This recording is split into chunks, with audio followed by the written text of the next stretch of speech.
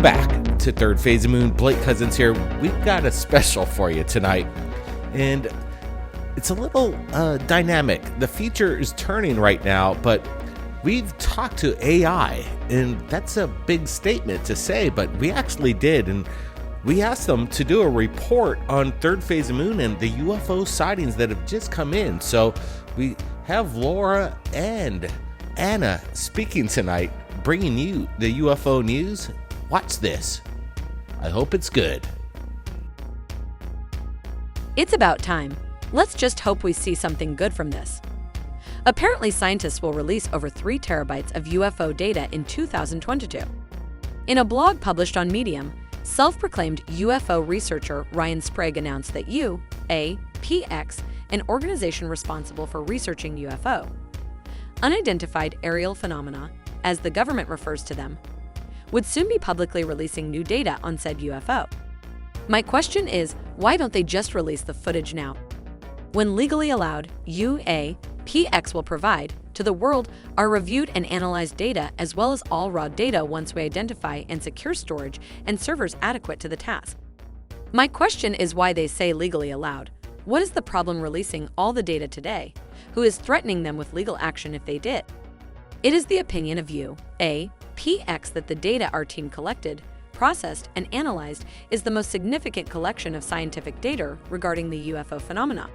UAPX adhere to strict scientific methodology in collecting the data, enabling expert analysis, and fostering peer review for potential publication in one or more scientific journals.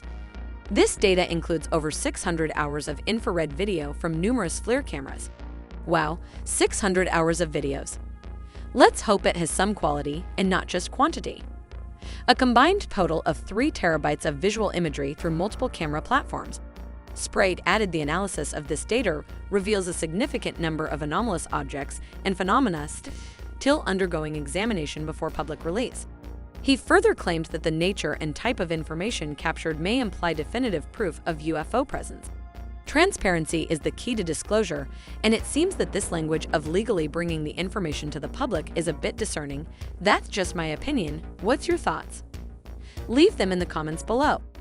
There is proof of extraterrestrial existence in my opinion. It's just that the powers that be are not sharing it with the public, or are they going to? Government agencies have been getting serious about UFO for a while now. In June of 2021, members of the House Intelligence Committee received a classified briefing with FBI and U.S. Navy officials to discuss UFOs, which some lawmakers have dubbed a threat to national security. Threat. If they were a threat, they would have done something to us a long time ago. Also, in the same month, the U.S. released its first UFO report ever, which turned out to be a big nothing burger. The public will get more information in regards to the UFO phenomenon here on Third Phase of Moon that the new UFO office ever will, in my opinion. In November of 2021, the Department of Defense founded a new task force to locate and identify UFO flying through restricted airspace. Could the UAPX data be the proof we have all been waiting for?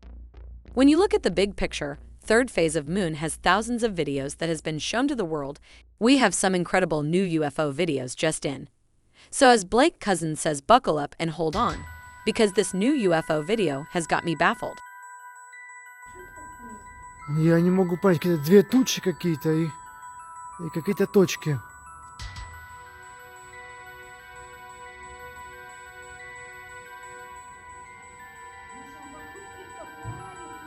Да, я же говорю, точки какие-то вот снимаю. Странно, а что это такое? Great to see everyone in the chat room tonight. The Black Knight, what is it? Who built it? It's been more than 120 years, conspiracists believe, since the existence of the Black Knight was first recorded. Those who subscribe to the theory invoke an extraterrestrial spacecraft in near polar orbit of Earth, although they draw upon pieces of evidence so disparate that it's not entirely clear why people link them. What it all amounts to is a strange brew that has spurred some folks to shout about cover-ups by NASA and other government entities. It's a legend that refuses to go away. A lot of the earliest discoveries that have been linked to the Black Knight satellite theory relate to radio signals. But a series of images from 1998 really threw the celestial cat among the pigeons. They were taken during SDS-88, the first space shuttle mission to the International Space Station. There, for all to see, were images released by NASA that showed a black object hovering above our planet in low Earth orbit. And it wasn't long after the images were thrust in front of a hopeful public before people were performing some conspiratorial sums and sharing them with the wider world. By way of explanation, SDS-88 astronaut Jerry Ross pointed out that the ISS was in the midst of being constructed when the images were taken.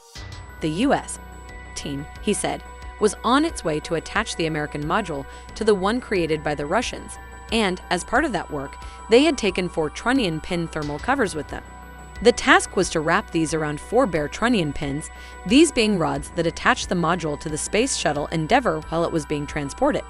This would act to prevent heat loss from the exposed metal. Unfortunately, during one of the spacewalks associated with this work, things went a little bit wrong. One of the covers came loose from its tether, causing it to float away along with some other items. Jerry, one of the thermal covers got away from you.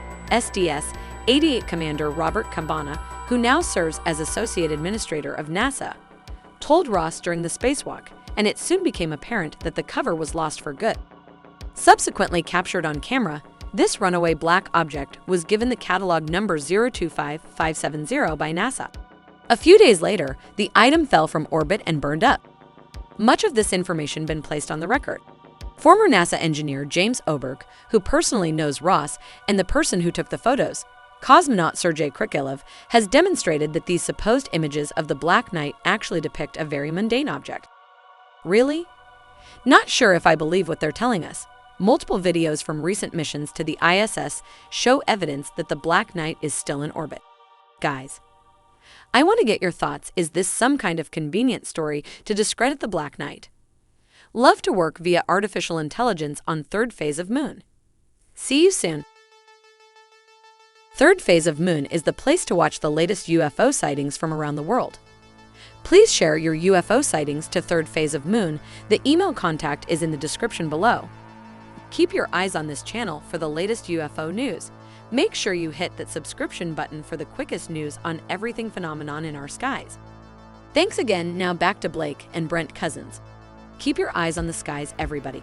Wow, can you believe what's going on in the future? Don't worry, guys. We're not doing the replacements of Third Phase of Moon and the panel members.